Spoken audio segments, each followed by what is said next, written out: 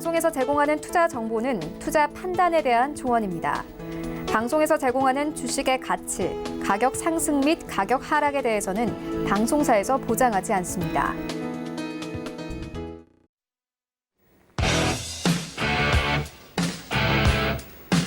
안녕하세요. 더센 투자 대가들의 수익 법칙의 김성입니다.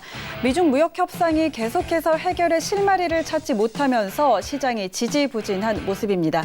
지난 금요일 뉴욕 증시는 양국 간의 갈등이 지속되면서 일제히 하방 압력 받았습니다.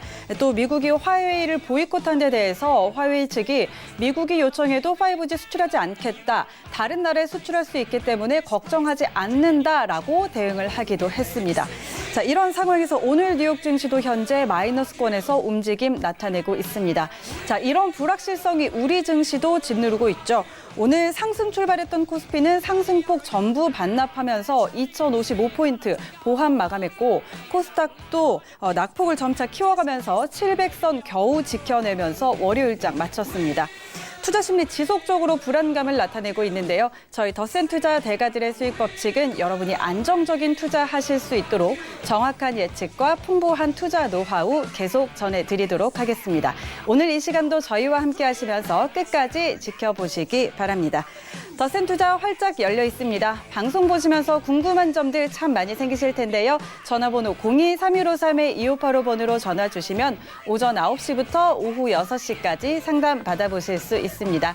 투자와 관련한 모든 상담 가능하니까요. 이쪽으로 전화하셔서 많은 도움 받아보시고 방송 중에 상담받고 싶으신 분들은 문자번호 샵 4989번으로 문자 보내주시면 됩니다. 방송 중에 저희 자문위원들이 상담 도와드릴 테니까요. 문자로 먼저 꼭 예약하셔야 된다는 점 기억해 주시면 좋겠습니다. 자, 그럼 오늘도 이 시간 함께할 자문위원 소개합니다. 대규모 자금 투자의 달인, 철저한 리스크 관리의 박철순 자문위원입니다. 네, 위원님 안녕하세요. 네, 안녕하세요. 네, 오늘 장도 좀 힘든 장이었던 것 같아요. 네네. 오늘 장은 좀 어떻게 보셨나요? 사실 뭐 국내 증시뿐만 아니라 지금 해외 증시도 좀 안 좋은 상황이잖아요. 네네. 일단 그래서 계속적으로 시장에서 흘러나오고 있는 얘기들 중에 메인은 항상 뭐 미국과 중국의 무역 협상에 대한 이런 갈등 부분인 것 같은데요. 네. 잠시 후에 여러분들께 지금 상황에 대해서 조금 더 심도 있게 한번 설명해드리면서 앞으로 네. 우리가 어떻게 대응해야 되는지에 대해서 자세하게 말씀을 좀 드리도록 하겠습니다. 네, 박철순 위원의 이야기는 잠시 후에 더 들어보도록 하겠습니다. 더센 투자 대가들의 수익 법칙은 금융감독원과 방송통신심의위원회의 법규 그리고 자본시장통합법을 엄격히 준수하고 있습니다. 방송상 투자 관련한 상품의 권유 또는 일임을 위한 모객행위 엄격하게 금지하고 있음을 알려드립니다. 자, 그럼 오늘도 이 시각 글로벌 경제 이슈들 확인하고 가도록 하겠습니다. 전유진 캐스터가 준비하고 있습니다.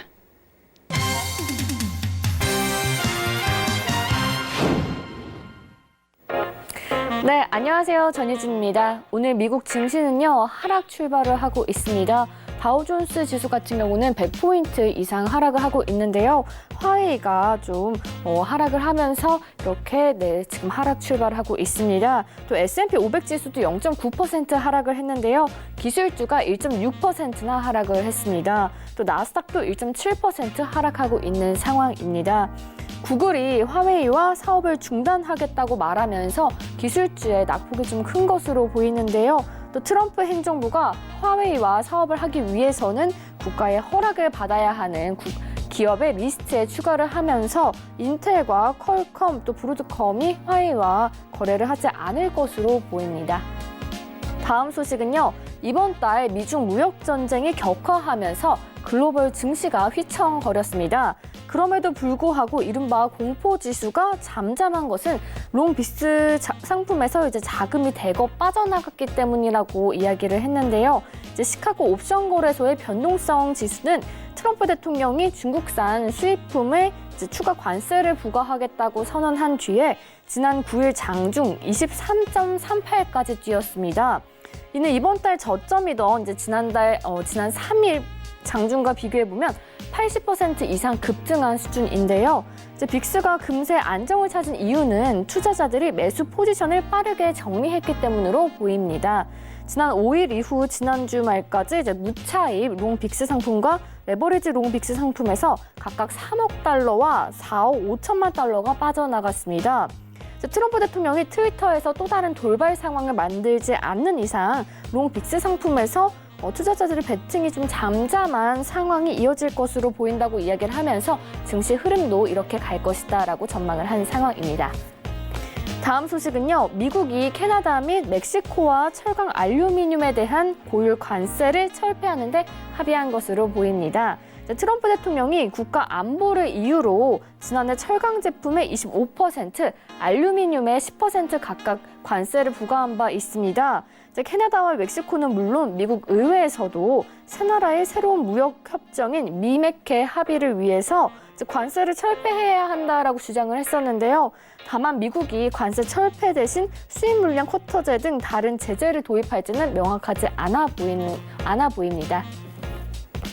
다음 소식은요. 트럼프 대통령이 오늘 트위터 발언으로 이야기를 했었죠. 이란이 싸우길 원한다면 그것은 이란의 공식적 종말일 것이다 라고 이야기를 하면서 다시는 미국을 협박하지 말라라고 이렇게 경고를 했는데요.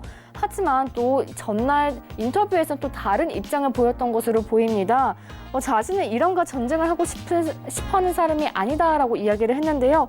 폭스뉴스와의 인터뷰에서 이란이 핵무기를 갖도록 내버려두진 않을 것이다라고 이야기를 하면서 또 전쟁을 원하진 않는다라고 이야기를 했습니다. 그런데 인터뷰는 지난주 녹화된 것으로 방송이 됐기 때문에 또 오늘 새로운 트위터를 보여주면서 어떻게 이란과의 관계가 흘러갈지 조금 더 지켜봐야 될 것 같습니다. 제가 오늘 준비한 소식은 여기까지고요. 또 새로운 소식 나오는 대로 다시 돌아오도록 하겠습니다. 네, 이 시각 글로벌 경제 이슈들 확인하고 돌아왔습니다. 박철순 위원과 이야기 이어가도록 하겠습니다. 자, 오늘도 미중 무역 협상 이야기를 해야 할 것 같습니다. 네. 이게 정말 끝날 때까지 저희는 이야기를 계속해야 될 것 같은데요. 지금 굉장히 오랫동안 방송에서 얘기를 해서 저도 이제 드릴 말씀이 없을 정도인데 네. 그래도 매일매일 변동성이 커지고 있으니까 네. 다들 어쩔 수 없을 것 같습니다. 궁금하실 수밖에 없을 것 같고요. 네. 일단은 지금 사실 미중 무역 협상에 대한 얘기를 드릴 수밖에 없는데 일단 기존 방송이라든지 뉴스를 많이 보셨을 것 같습니다. 그래서 네. 사실 예상은 우리가 조금은 시간은 좀 걸릴지언정 협상 쪽으로 좀 네, 가지 않을까 네. 이렇게 긍정적으로 좀 결과를 지켜보고 좀 있었는데 올해 예상했던 거랑 달리 판이 굉장히 이상하게 돌아가고 있는 그런 그러게요. 상황입니다. 자, 일단은 중국이 오히려 미국보다 훨씬 더 좀 약한 모습을 좀 보이면서 네. 한 조금은 숙이고 들어가는 모습을 좀 보이지 않을까 싶었는데 오히려 오히려 이런 당당해요. 그렇죠. 뭐 이런 수정안도 계속적으로 예, 요청을 하고 예. 있고요. 그렇기 때문에 오히려 미국이 사실 무역 전쟁을 시작을 했었고요. 그리고 계속적으로 주도적으로 이걸 이끌어 왔었는데 네. 사실 지금 중국이 계속 오히려 강하게 지금 미국과 맞서고 있는 상황이기 네. 때문에 상당히 예상치와는 다르게 흘러가고 있는 상태입니다. 자, 그래서 왜 그럴까 좀 고민을 좀 해봤는데요. 무역 수지를 좀 보면은 조금은 이해를 좀 하실 수가 있을 것 같습니다. 네. 자. 사실 이제 무역 협정에 대한 이런 무역 분쟁이 계속적으로 작년 초부터 생기면서 실제적으로는 올해부터 이제 이런 것들이 이제 부담이 되기 시작했죠. 그런데 자, 1월부터 4월까지의 어떤 중국이 대미 수출액을 보면요. 한 10% 정도 준 모습을 보였고요. 그리고 1월부터 4월까지 또 중국이 미국에서 수입해오는 수입액을 보면 한 30% 정도 줄었던 것을 우리가 확인을 할 수가 있는데요. 그렇기 때문에 결과적으로 보면 오히려 중국의 대미 무역 흑자액은 한 4%에서 한 5% 오히려 오르는 모습을 보였습니다. 물론 전년 동기 대비해서요. 그래서 이렇게 관세랑 이런 것들에 대한 부담이 있었음에도 불구하고 오히려 무역 수지를 봤더니 중국은 오히려 긍정적인 결과가 나왔다는 거죠. 네, 네. 이런 것들 때문에 아무래도 중국이 자기네 지금 상황을 봤을 때 조금 더 강하게 나가도 되겠다라고 조금 볼 수 있는 부분도 있을 것 같고요. 거기다가 사실 지금 미국이 계속적으로 이란이라든지 여러 국가들과 계속적으로 트러블을 계속적으로 만들고 있죠. 분쟁이 계속적으로 일어나고 있는 상태인데 실제로 계속 협상을 할 것 같이 하다가 막판에 계속적으로 협상을 결렬하면서 계속적으로 협상에 대한 기대치를 지금 떨어뜨려 놓고 있는 그런 네, 상황이었습니다. 그러다 보니까 중국 입장에서도 사실 지금 굳이 지금 또 결렬이 될 것 같은데 여기서 좀 양보하고 들어가는 것보다는 지금 무역 수지도 괜찮은데 좀 더 강하게 나가자. 이런 입장도 좀 있는 것 같아요. 그러다 보니까 지금 생각했던 것과 달리 중국이 지금 강하게 나오면서 강대강 구조가 되고 있는 상황이죠. 그렇다 보니까 아무래도 지금 중국의 이런 좀 강력한 스탠스를 우리가 조금은 이런 경제 지표라든지 그리고 어떤 뉴스를 봤을 때 조금은 이해할 수 있는 부분이라고 좀 보시면 될 것 같습니다.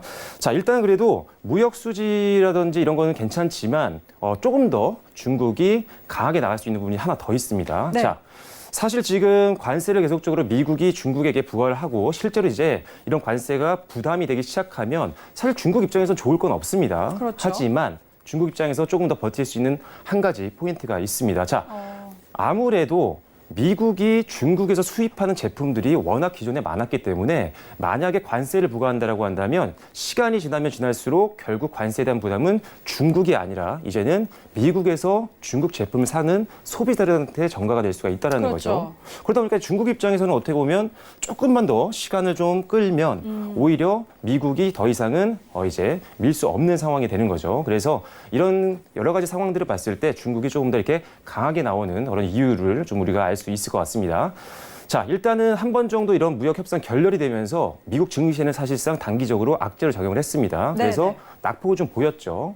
하지만 1차적으로 어느 정도 낙폭은 좀 마무리가 됐다라고 좀 보여지는 상태고요. 네. 다만 아직은 이제 무역 협상이 완전하게 정리가 되지 않은 상황이기 때문에 다시 한번 계속적으로 간헐적으로 이제 이런 것들이 부각이 되게 되면 당연히 단기적으로는 주가가 좀 빠질 수가 있습니다. 하지만 어느 정도 단기 조정을 좀 받았던 미국 증시였기 때문에 여기서 큰 폭의 하락으로 갈 것 같지는 않고요. 어느 정도 단기 조정 이후에 다시 한번 좀 안정화될 것 같다. 특히나 지금 미국 기업들 2분기 바닥론도 많이들 들어보셨을 것 같습니다. 2분기 실적도 그렇게 좋지는 않지만 이미 좋지 않은 부분에 대해서는 어느 정도 시장에서는 노출이 되어 있는 상태고 주가에도 반영이 되어 있는 상태입니다. 그래서 실적은 2분기는 좋지 않겠지만 3분기부터 회복된다는 기대감이 조금 선반영되면요. 추가 주가 하락보다는 조금씩 안정화되는 모습을 보일 확률이 높다는 점 참고를 해주시고요.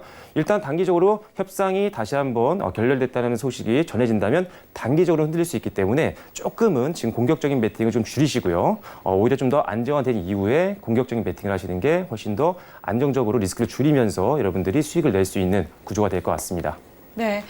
그러면은 미국 시장 조금 안정되기 전까지는 현재의 보수적인 관점을 조금 유지하는 게 좋겠네요.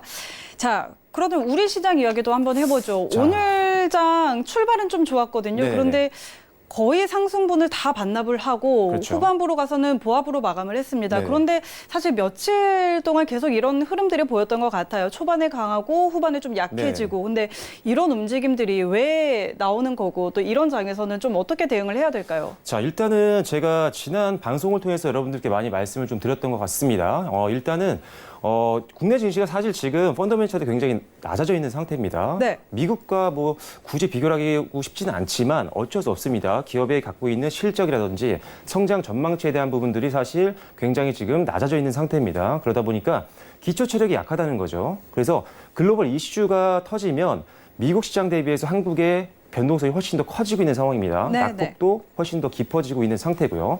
자, 그러다 보니까 아직은 우리나라 주가가 한 단계 더 레벨업할 수 있는 정도의 이슈도 없고요. 모멘텀도 없는 상황이기 때문에 언제든 다시 하락할 수 있습니다.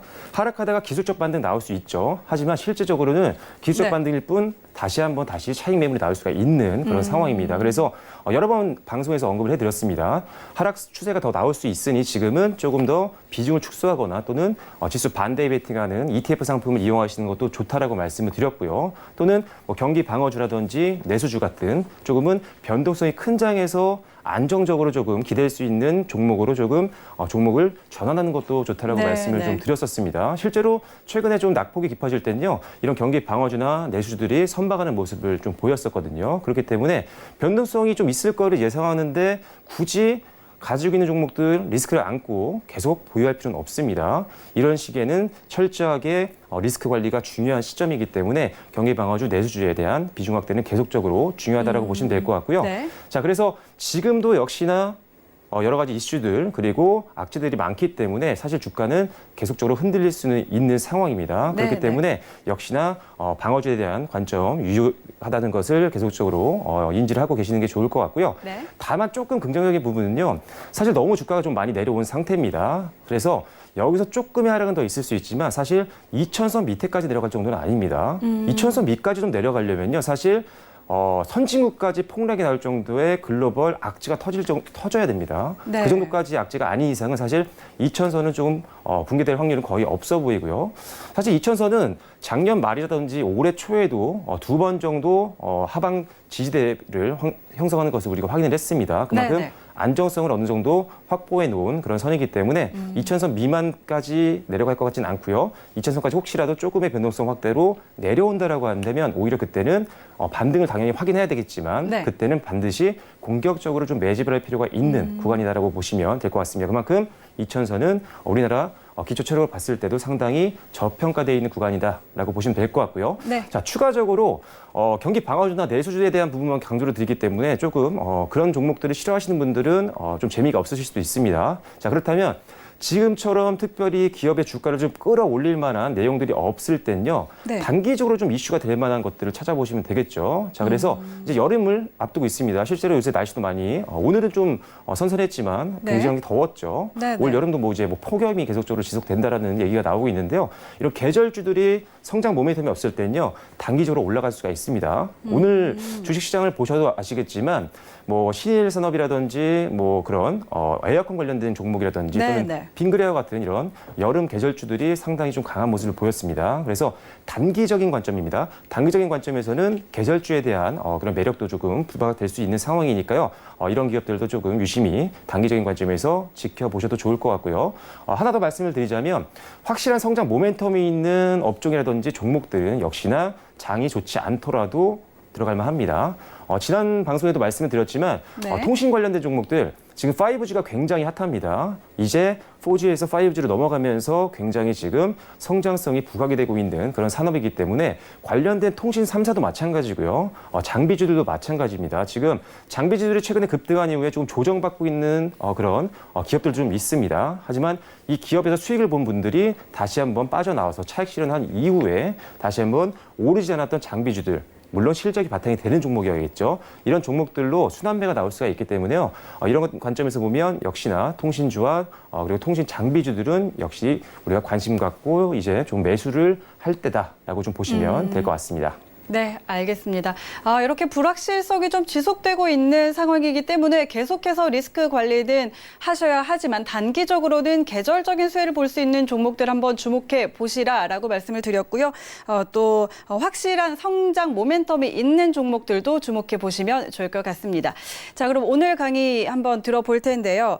자, 그런데 우리가 이 장이 오른다고 무조건 수익이 나는 것도 아니고 또 장이 네네. 빠진다고 무조건 손해를 보는 것도 아니잖아요. 그래서 우리가 좀 안정적으로 수익을 가져가기 위해서 이렇게 업종 분석, 종목 분석 계속하고 있는 거잖아요. 네네. 자, 그래서 오늘은 어떤 업종 준비해 주셨나요? 오늘은 사실 아나운서님이 훨씬 더 잘하는 네. 업종일 수도 있는데요. 오늘은 특별히 화장품 업종을 좀 가지고 나와봤습니다. 네, 네. 자, 사실 화장품 업종은 주식하시는 분들이 상당히 재미도 많이 보셨을 수도 있고요. 네. 그리고 너무 뒤늦게 들어가서 아쉽지만 손실을 볼 수도 있었던 산업이었습니다. 하지만 굉장히 오랜 기간 동안 핫했던 산업이었기 때문에 그리고 앞으로도 성장 가능성이라든지 매력은 충분히 남아있는 산업이기 때문에 오늘 좀 설명을 들어보려고 하고요. 네. 다만 앞에 확실하게 짚어드리겠습니다. 자, 화장품 업종 전체적으로 다 좋다는 건 아닙니다. 오늘 방송 내용을 보시면 아시겠지만 네. 괜찮은 화장품 업종 내 기업들이 있고요. 지금은 조금은 관심을 좀 버릴 필요가 있는 종목들도 있습니다. 그래서 오늘 방송 좀 지켜보시면서 특히나 화장품 업종에 관심 있는 분들은 종목을 잘 구별하셔서 투자를 하시면 될 것 같고요. 네. 이제 새로운 산업이라든지 종목을 들어가려고 기다리고 있는 분들도 오늘 화장품 업종을 좀 보시면은 어떤 종목을 좀 사셔야 될지에 대해서 감이 좀 오실 것 같습니다. 그래서 지금부터 시작하는 화장품 업종들 좀 지루하더라도 조금 지켜보시면 좋을 것 같습니다. 네. 자, 그래서 오늘 앞서 말씀드린 것처럼 스탠드 투자, 오늘 100만 불짜리 투자 노트는요, 화장품 업종입니다. 자, 화장품 산업의 소개를 시작해서 그리고 주요 역시나 주가에 영향을 주는 외생 변수에 대한 부분들도 여러분들께 말씀을 좀 드려보겠고요. 그리고 마지막으로 화장품 산업의 최근 이슈가 되고 있는 내용들과 관련된 종목들까지 마지막 정리를 좀 해드려보도록 하겠습니다. 자, 일단 화장품의 역할은 뭐 간단하죠. 건강이라든지 뭐 아름다움을 추구하기 위해서 사용하고 있는 제품입니다. 그래서 사실 건강에도 도움이 되고요. 이런 외모적인 부분도 꾸미면서 심리적으로도 만족감도 느낄 수 있기 때문에 뭐 삶의 질도 향상시킬 수 있고 행복한 삶까지도 만들어낼 수 있는 그런 산업이다라고 보시면 될 것 같은데요. 네. 다 잘 알고 계시겠죠. 여성분들은 더 잘 아실 것 같습니다. 뭐 기초 화장품도 있고요. 그리고 메이크업용 뭐 두발용, 방향용, 뭐 세정용 다양한 제품들이 있습니다. 그만큼 이제는 화장품의 종류도 굉장히 다양해졌고요. 그리고 여성분들뿐만 아니라 이제는 남성분들도 이제 그루밍족이라고 해서 엄청나게 많이 꾸미시잖아요. 네, 네. 그래서 이제는 남녀노소 불문하지 않고 화장품 업종에 대해서 많이 관심이 생겼습니다. 그만큼 화장품 매출도 많이 올라가고 있다는 거죠. 그렇기 때문에 화장품 산업은 우리가 이제 계속적으로 관심 있게 지켜봐야 되는, 특히나 주식하는 분들이라면 꼭 알고 있어야 되는 산업이다라고 보시면 될 것 같습니다. 네. 자, 일단은 수출 효자 산업이라고 적어놨는데요. 자, 뭐 프랑스라든지 세계적으로 유명한 화장품 제조 국가들이 있습니다. 그런데 한국이 굉장히 뒤늦게 좀 뛰어들었음에도 불구하고 지금 전 세계 4위의 수출 규모를 가지고 있는 엄청난 효자 기업들입니다. 산업입니다.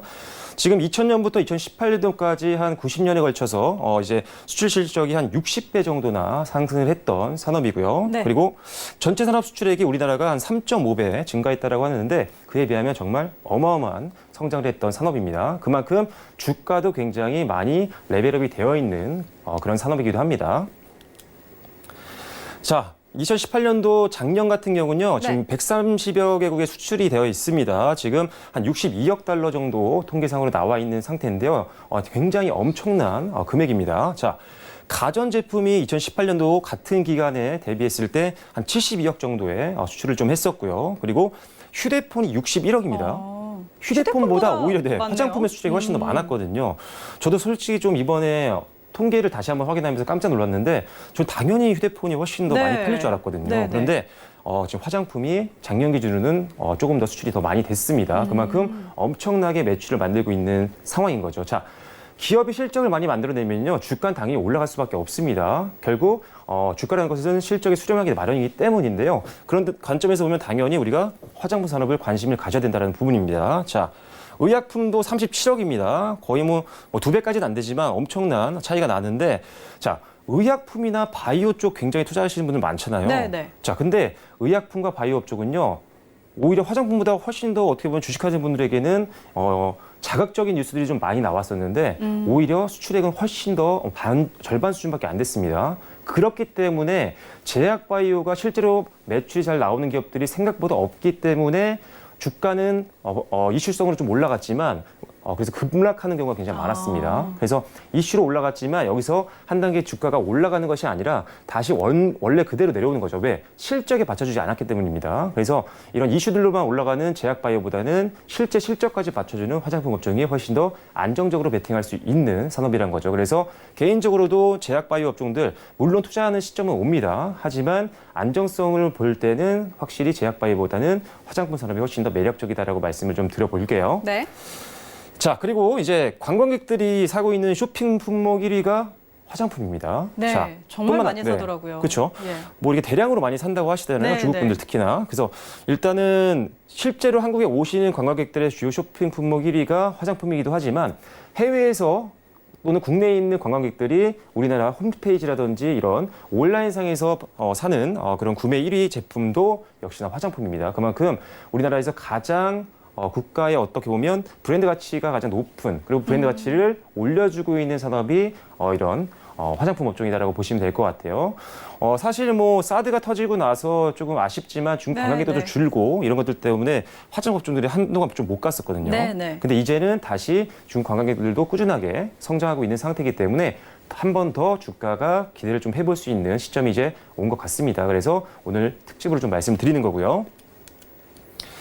자, 거기다 이제 일자리 창출에 대한 부분도 좀 있는데요. 자, 아무래도 관련 산업의 업체가 약 한 4만 개 정도의 회사가 있다라고 합니다. 그만큼 엄청난 일자리를 창출하고 있는 산업인데요. 자, 제조나 책임 판매 업체가 2000년에서 2018년도까지 무려 97배나 증가를 했던 산업이었고요. 자, 그리고 직접 종사자가 약 57만 명 이상이라고 하는데, 자, 직접 종사자가 57만 명입니다. 네. 간접 종사자까지 하면 뭐 수치가 좀 나오지 않는다라고 할 정도로 엄청나게 지금 일하고 있는 사람들이 많다라는 거죠. 그만큼 국가에서도 굉장히 많은 부가가치를 안겨주고 있는 산업이다라고 보시면 될 것 같습니다.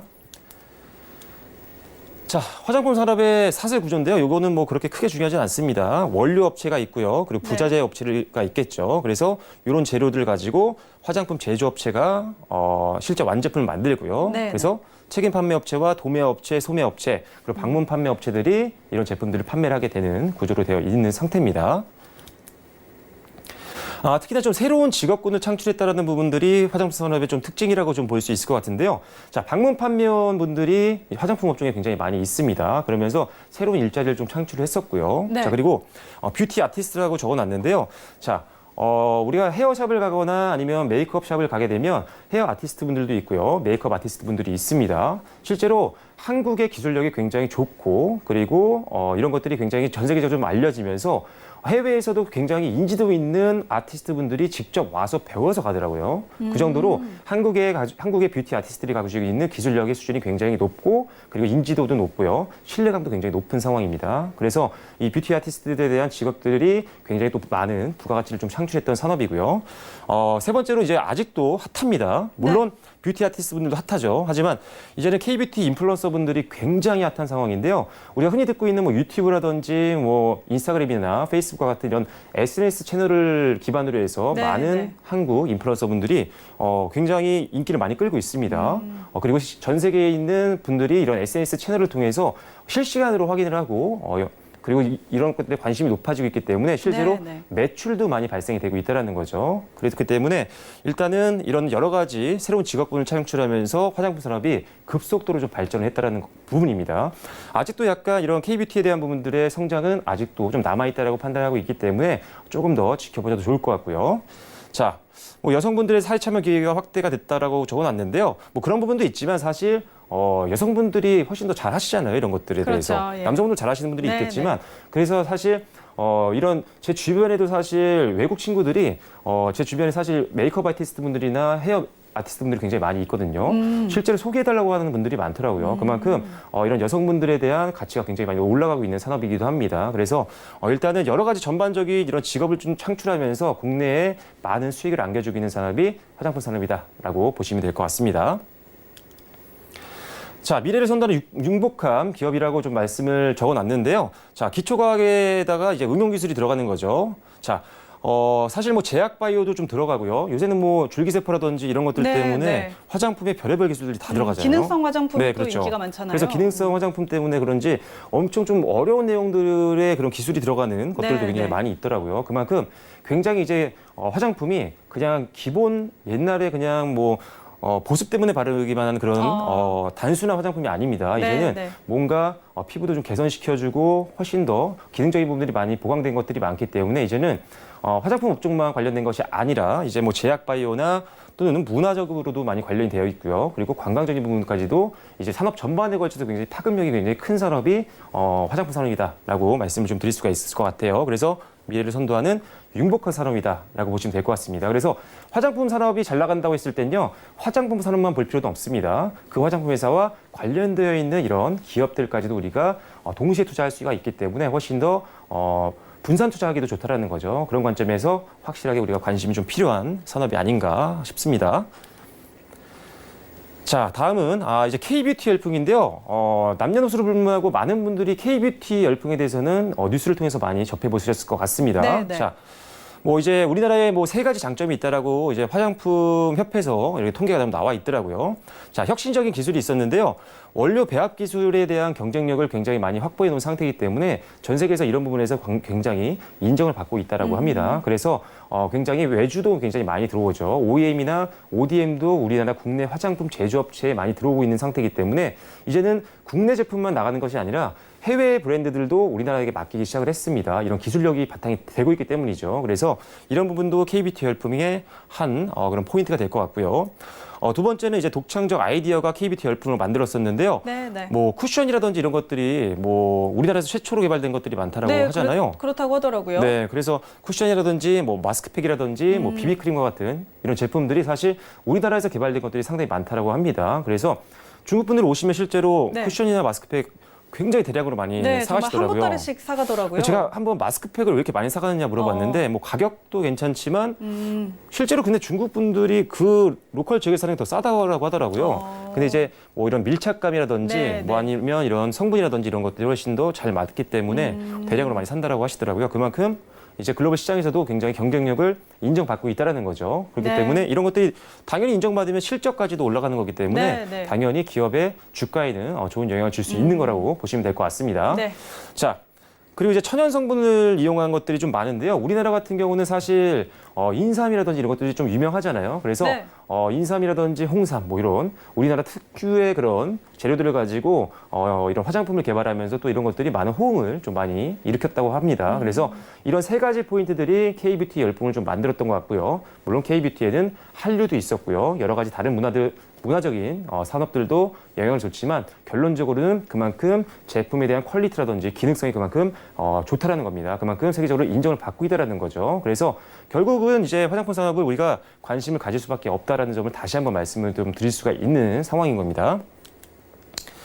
자, 지금 주요 외생 변수는 간단하게 설명드릴게요. 화장품은 워낙 이제 다들 사용하고 계신 거라 외생 변수도 쉽습니다. 자, 중국을 비롯한 글로벌 판매량이 중요합니다. 판매량 통계도 실제로 여러분들이 쉽게 좀 찾으실 수가 있을 것 같은데요. 특히나 가장 많이 팔리고 있는 게 중국 시장이기 때문에 여러분들이 네. 중국 시장에서 판매량은 좀 확인을 좀 하셔야 됩니다. 다행히 사드 이후에 좀 줄었던 중국 판매량이 많이 이제 회복이 되고 있는 상태이기 때문에 이런 부분은 굉장히 긍정적으로 보셔도 좋은 그런 상황이라고 보시면 될 것 같고요. 자, 소비자 트렌드 변화에 따라서 좀 민감한 산업이 바로 화장품 산업입니다. 트렌드에 맞춰서 그런 맞춤형 제품을 생산하지 못한다면요, 바로 시대에 좀 뒤처지는 기업이 될 수가 있기 때문에 바로바로 트렌드에 민감하게 반응하면서 제품을 생산하고 있는 기업들을 우리가 유심히 지켜보고 투자를 해야 된다는 점이죠. 그만큼 트렌드에 민감한 산업이 바로 화장품 산업이다라고 보시면 될 것 같고요. 네. 자, 그리고 국내 브랜드 인지도에 대한 부분은 좀 뒤에 좀 말씀을 드리겠지만 우리나라 제품들, 특히나 우리나라 안에서도 인지도가 높은 제품들이 확률적으로 해외에서도 잘 팔립니다. 그만큼 해외에서만 잘 팔리는 브랜드들도 가끔 있었습니다. 하지만 대다수 우리나라에서 잘 팔리고 있는 제품들, 인지도가 있는 제품들이 훨씬 더 해외에서도 잘 팔리기 때문에 일단 국내 브랜드 인지도를 꼭 확인을 하셔야 된다는 점 참고를 하시면 될 것 같고요.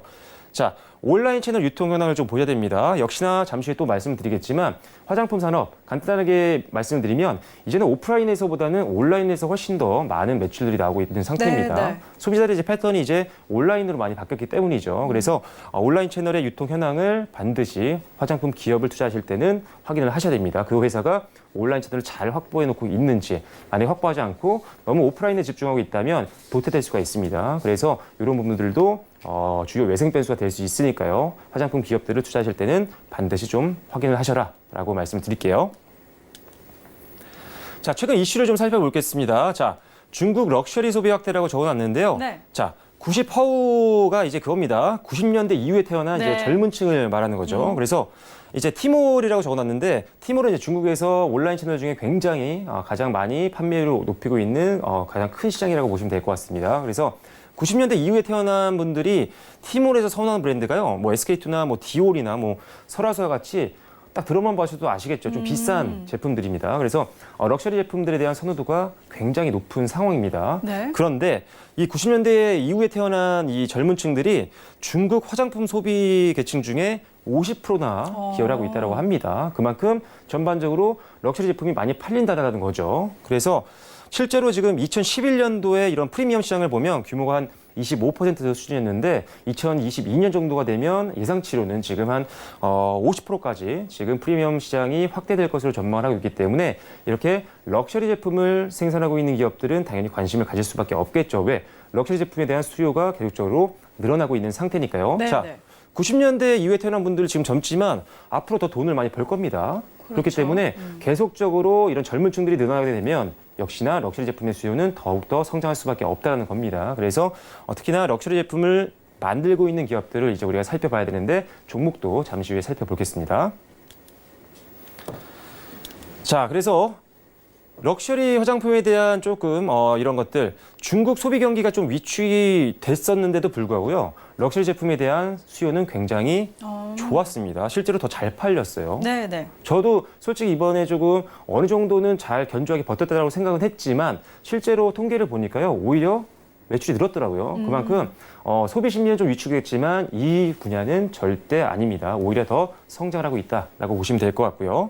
자, 그렇기 때문에 이 럭셔리 화장품 관련된 산업들의 기업들에 대한 관심이 필요한데 호텔 신라 같은 이런 메이저 면세점들에게는 관심이 좀 필요합니다. 다만 이제 두산이라든지 한화에도 네, 네. 면세점이 있죠. 네. 그래서 그런 약간 중소형 면세점에는 조금 관심을 좀 덜 두시고요. 오히려 이런 메이저 면세점에 좀 관심을 두셔야 되는데 아무래도 메이저 면세점에서 보유하고 있는 럭셔리 화장품에 대한 그런 재고들이 훨씬 더 많을 수밖에 없겠죠. 그리고 실제로 중국 관광객들도 그런 메이저 면세점을 많이 이용하더라고요. 그렇죠. 네. 그러다 보니까 당연히 매출이 더 많이 발생할 수밖에 없는 네, 네. 구조다 보니까 우리가 메이저 면세점에 대한 관심이 좀 필요할 것 같고요.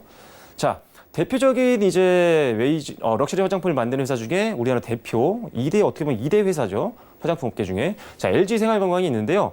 훌한 제품이 있죠. 네. 네, 굉장히 많은 인기를 끌고 있습니다. 특히나 중국 사람들이 딱 좋아할 만한 그런 느낌으로 갔죠. 약간 금색의 네, 맞아요. 금색 케이스에 럭셔리하게 이렇게 네. 하면서 뭐 기능성도 좋겠지만 여러 가지 마케팅적인 측면에도 굉장히 고급화 전략을 잘 했던 기업이었습니다. 그래서 실제로 엄청난 매출을 만들어냈었던 거고요. 그리고 실제로 아직도 굉장히 여러 가지 채널들이 판매 채널이나 이런 것들을 봤을 때 생활건강 같은 경우는 지금 상당히 성장성이 아직 남아있다고 보고 있는 상태입니다. 그래서 관심 있게 좀 지켜보시면 좋을 것 같고요. 연우 같은 경우도 있습니다. 연우는 이제 이렇게 좀 고급화된 제품들을 만들고 있는 회사의 용기를 제작하는 회사입니다. 네. 국내 1위의 회사고요. 그렇기 때문에 역시나 고급화된 제품들이 많이 팔리면 담을 용기는 필요하잖아요. 그렇기 때문에 연우는 상대적으로 당연히 수혜를 받을 수밖에 없는 상태입니다. 그래서 관심 있게 지켜보시라고 언급을 좀 해드렸고요. 자, 호텔 신라 잠깐 볼게요. 자, 동북아시아 최대 화장품 유통 업체입니다. 그렇기 때문에 사실 지금 최근에 작년에 조금 중국에 대한 좀 부분들 매출 좀 줄면서 네. 일회성 비용도 있었지만 당기순이익이 적자였습니다. 하지만 우측 하단에 보시면 아시겠지만 당기순이익도 흑자 전환을 좀 했고요. 그리고 매출이라든지 또는 영업이익도 올 1분기에 상당히 좋은 흐름을 보여줬습니다. 그렇기 때문에 여러분들께 관심 있게 지켜보라고 말씀을 드렸고요. 앞으로 나오는 종목들도 마찬가지입니다. 실적이 안 좋은 종목들은 제가 한 번도 말씀을 드려본 적이 없습니다. 지금 변동성이 큰 상황입니다. 그래서 훨씬 더 리스크를 줄이기 위해서는 실적은 무조건 기반이 되셔야 된다는 거 다시 한번 참고를 해주시고요. 자. 다음 좀 전에 말씀드린 LG 생활건강입니다. 자, 중국 화장품 매출이 90% 정도를 담당하고 있습니다. 그만큼 지금 럭셔리 브랜드에 대한 지금 판매가 굉장히 잘 되고 있다는 거죠. 그렇기 때문에 가장 큰 수혜를 받을 수 있는 화장품 업체가 바로 LG 생활건강이다라고 보시면 될 것 같고요. 1분기 역시 마찬가지입니다. 작년 4분기 대비해서 매출이라든지 순이익이라든지 당기순이익 모두 다 성장하는 모습을 네. 보였기 때문에 역시나 좀 관심 있게 지켜보실 필요가 있겠고요. 연우 마찬가지죠. 국내 최대의 럭셔리 화장품 용기를 만드는 공급 업체입니다. 역시 실적 적자 단정 한 번도 없죠. 그리고 지난 분기 대비해서 1분기 때 영업이익 같은 경우는 3배 이상 올랐고요. 당기순이익도 2배 이상 오르는 굉장히 급성장하는 모습을 보였습니다. 앞으로도 기대가 굉장히 큰 기업이기 때문에 관심 있게 지켜보시면 될 것 같고요.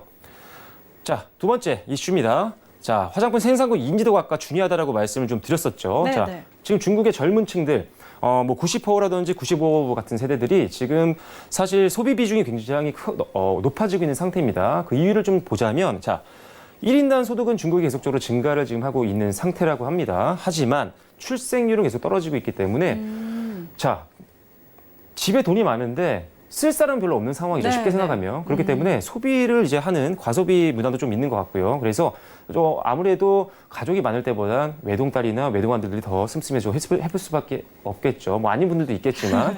그러다 보니까 아무래도 우리나라보다는 좀 소비 욕구도 좀 많이 높아져 있는 상황이라는 통계들도 있습니다. 네. 그래서 그러다 보니까 럭셔리 브랜드에 대한 아까 그런 수요도 굉장히 많이 늘고 있다는 거죠. 거기다가 이제 이런 젊은 층들이 소비를 할 때 결정 요소가 있습니다. 물론 고급화된 전략도 필요합니다. 하지만 국내에서 있는 브랜드의 가치가 어떤지, 브랜드 평판이 어떤지가 중요하다는 거죠. 그만큼 국내에서 지금 국내 화장품 기업들의 어떤 회사의 위치가 어떤지가 중요하다는 겁니다. 그래서 가격도 많이 보지만 브랜드 평판도 많이 본다라는 거죠. 그래서 아까 국내 화장품 기업들을 투자하실 때는요, 국내에서 얼마나 인지도를 많이 가지고 있는지를 꼭 확인을 하시고 투자를 하셔야 된다라고 말씀드렸던 겁니다. 이런 이유가 있기 때문입니다. 그래서 국내 브랜드 인지도가 굉장히 중요하다는 점 다시 한번 말씀을 좀 드려보겠고요. 자, 그래서 인지도가 좀 높은 기업들 몇 종목만 좀 살펴보겠습니다. 네. 자, 클리오란 기업이 있죠. 클리오 한글로 치시면 나옵니다. 자, 국내 이제 H&B에서 지금 색조 화장품 점유율 1위를 달성하고 있는 네, 부동의 1위 기업입니다. 그만큼 굉장히 매출도 잘 나오고 있습니다. 네, 조금은 네. 주춤하는 모습을 보였지만요. 올해 1분기부터 이제 흑자 전환을 했습니다. 순이익도 그러면서 상당히 좋은 흐름 보여주고 있고요. 네. 2분기 예상 전망치도 굉장히 나쁘지 않습니다. 그렇기 때문에 일단은 점유율 1위고요. 계속적으로 해외에서도 많은 인기를 좀 끌고 있는 상품을 개발하고 있는 기업이기 때문에 클리오 기업도 조금 관심 있게 지켜보시면 좋을 것 같고요. 자, 애경산업입니다. 국내 파운데이션 인지도가 1위죠. 굉장히 스테디셀러로 엄청나게 많이 팔렸던 그런 기업입니다. 그만큼 자, 애경산업을 보시면 많은 분들이 화장품 업체로 생각 안 하시고요. 생활용품 업체로 많이 네, 생각을 네. 하세요. 그런데 저도 예전에 그랬었거든요. 네. 근데 이제는 화장품 업계가 굉장히 많이 발전했습니다. 사실 중국에서도 굉장히 매출을 많이 올렸고요. 사실 이제 임원분들이 굉장히 많이 공격적으로 투자를 많이 했었더라고요. 그만큼 애경에서 공격적으로 투자한 만큼 회수까지도 하고 있는 그런 화장품 사업을 지금 영위하고 있는 기업이기 때문에 네. 실제로 지금 매출도 굉장히 잘 나오고 있습니다. 그러네요. 네, 작년 4분기에 조금 주춤하는 모습을 좀 보였지만요. 올해 좀 괜찮습니다. 1분기도 한 2배 정도 가까이 이제 순이익이라든지 당기순이익도 올라갈 것으로 좀 예상을 네, 하고 네. 있는 상태이기 때문에 일단 조금 더 우리가 애경산업도 지켜볼 필요가 있고요. 추가적으로 애경산업은 이제 생활용품도 굉장히 좀 안정화가 됐습니다. 그렇기 때문에 이런 관점에서 우리가 또 지켜볼 수가 있다는 거죠. 조금 이따 또 애경산업 나오니까요. 네, 다시 네. 한번 설명드리겠습니다. 자, 두 번째 이슈를 지나서 세 번째 마지막 이슈입니다. 자, 온라인 채널 이제 소비 확대에 대한 부분이 있는데요. 자, 역시나 계속적으로 중국을 얘기 드리고 있는데 그만큼 우리나라 화장품 기업에서 중국의 매출이 비중이 굉장히 크기 때문에 중국을 계속적으로 말씀드리고 있는 겁니다. 자, 중국 이제 젊은 층, 아까 말씀드렸던 주요 소비층들의 90% 이상이 인터넷 구매를 선호를 하고 있습니다. 네. 그만큼 인터넷 채널이 없는 기업이라면 살 수 있는 루트가 없는 거잖아요. 그렇기 때문에 인터넷 채널이 개발이 안 돼 있고 아니면 계속적으로 개발 이후에도 보수를 하지 않는 기업이라면 사실상 성장성이 정체될 수가 있다는 부분이죠. 자, 그렇기 때문에 그런 것들이 이제 굉장히 투자 포인트가 될 수 있다는 부분이고요. 자, 2018년도 중국 온라인 채널 매출 비중이 약 65%였습니다. 굉장히 컸죠. 네. 그리고 온라인 채널 확대 집중 기업의 관심이 그래서 우리가 필요하다라고 말씀드린 겁니다. 그래서 온라인 채널에 어떤 투자를 하지 않고요. 오프라인 매장에만 기대고 있는 기업이라면 당연히 시장에서 매장당할 수밖에 없습니다. 그렇기 때문에 반드시 이 두 부분은 확인을 하시고 온라인 채널이 어느 정도 활성화되어 있는지를 투자하기 전에 확인을 하셔야 된다는 점이죠. 자, 사실 그 네. 매출의 부분도 있는데 좀 오프라인 매장을 많이 가지고 있다면 그걸 유지하는 비용 측면에서도 좀 생각을 해볼 수가 있을 네, 것 그렇죠. 같아요. 사실 오프라인 매장 같은 경우는 역시나 유지 비용이 많이 듭니다. 거기다가 네, 네. 사실 국내에 이제 아무래도 최저 시급도 많이 올라가고 여러 가지 비용적인 측면들이 많이 부각이 되고 있는 상태이기 때문에 많은 분들이 실제로 매출이 많이 나오지 않고 있는 상태입니다. 그래서 네. 오프라인 매장이 있긴 해야 되겠죠. 있는 것만으로도 홍보가 되니까요. 하지만 그렇죠. 일단은 기본적으로 온라인 채널이 활성화되어 있지 않는다면 역시나 기업의 성장성은 줄어들 수밖에 없다는 부분에 우리가 집중을 해야 된다는 점입니다. 그래서 네. 자, 그래서 보시면 아시겠지만 네. 걱정되는 기업만 적어놨습니다. 아모레퍼시픽인데요. 자, 중국 내 오프라인 매장 비중이 너무 많습니다. 지금 이거를 줄이든지 어떻게 관리를 좀 해야 되는데 자, 그래서 우리가 지금 아모레퍼시픽 물론 우리나라 최고의 화장품 회사입니다. 그만큼 굉장히 오랫동안 저도 많이 추천을 많이 드렸던 종목이도 과거에 했었는데요. 하지만 지금은 이 오프라인 매장에 대한 아쉬움이 좀 있습니다. 그래서 지금은 아모레퍼시픽은 조금 더 내려놓으시고 앞서 말씀드린 종목들이 조금 더 관심 있게 지켜봐야 되는 종목들이니까요. 앞으로는 이런 오늘 말씀드렸던 포인트들 짚으셔서 화장품 회사 투자하실 때 활용을 좀 하시면 좋을 것 같습니다. 네. 온라인 채널 굉장히 중요하다는 점 다시 한번 참고하시면 좋을 것 같습니다. 네, 지금 박철순 의원의 화장품 업종 분석 이어가고 있는데요. 저희는 잠시 글로벌 경제 이슈들 다시 한번 확인하고 돌아오도록 하겠습니다.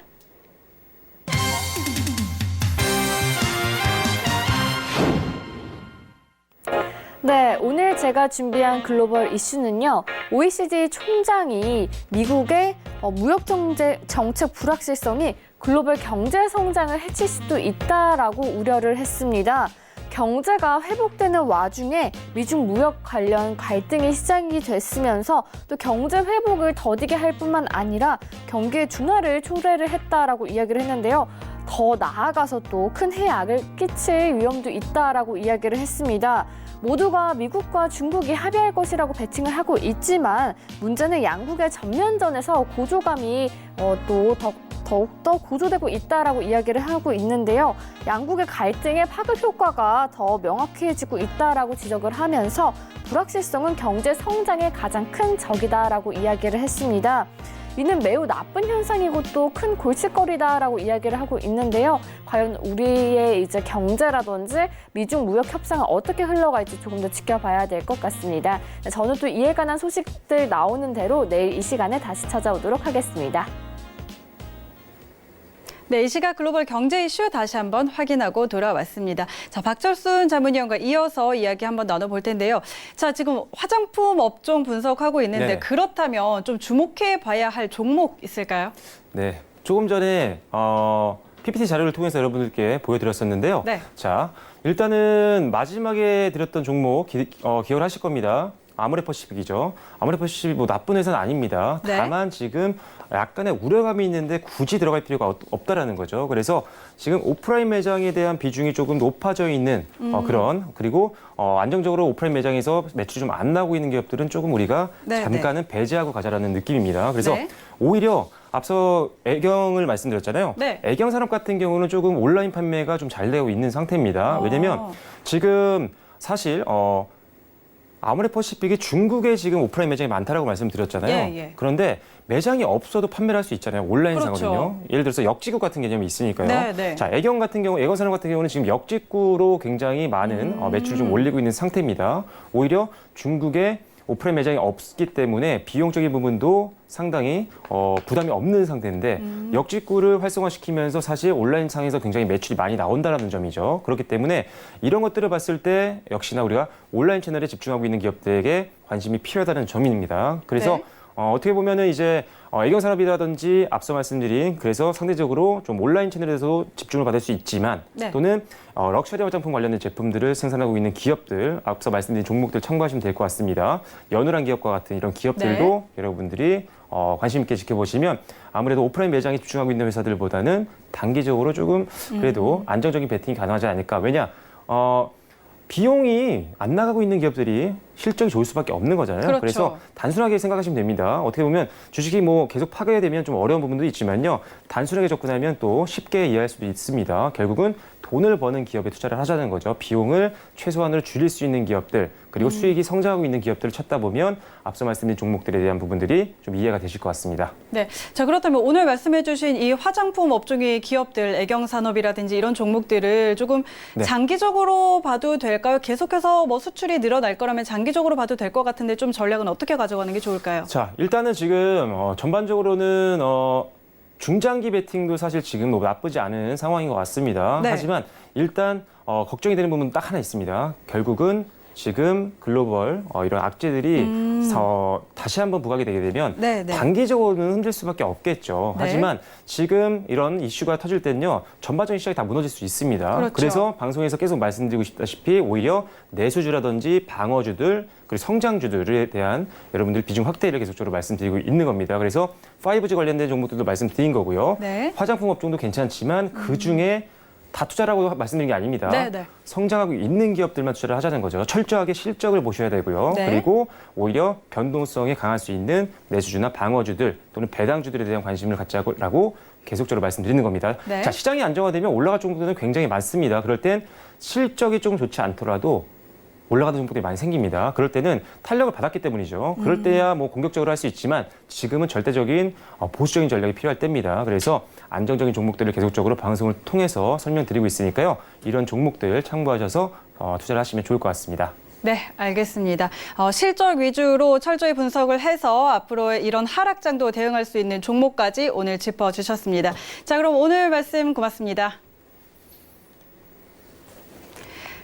네, 이렇게 박철순 자문위원의 강의 오늘도 들어봤습니다. 더센 투자 대가들의 수익 법칙 언제든지 열려 있습니다. 방송 보시면서 궁금하신 점 많이들 생기실 텐데요. 전화번호 02-3283-2585번으로 전화 주시면 오전 9시부터 오후 6시까지 상담 받아보실 수 있습니다. 투자 관련한 모든 상담 가능하니까요. 이쪽으로 전화하셔서 많은 도움 받아보시고요. 방송 통해서 상담받고 싶으신 분들은 문자번호 샵 4989번으로 문자 보내주시면 됩니다. 방송 중에 자문위원님들의 상담 도와드릴 테니까요. 먼저 문자로 예약하셔야 된다는 점 체크해 주시면 좋겠습니다. 더센 투자 대가들의 수익 법칙은 금융감독원과 방송통신심의위원회의 법규 그리고 자본시장통합법을 엄격하게 준수하고 있습니다. 방송상 투자 관련한 상품의 권유 또는 일임을 위한 모객행위 엄격하게 금지하고 있음을 알려드립니다. 저희가 준비한 소식은 여기까지입니다. 저희는 내일 이 시간에도 더 풍부한 투자 노하우로 찾아오도록 하겠습니다. 시청해주신 여러분 고맙습니다.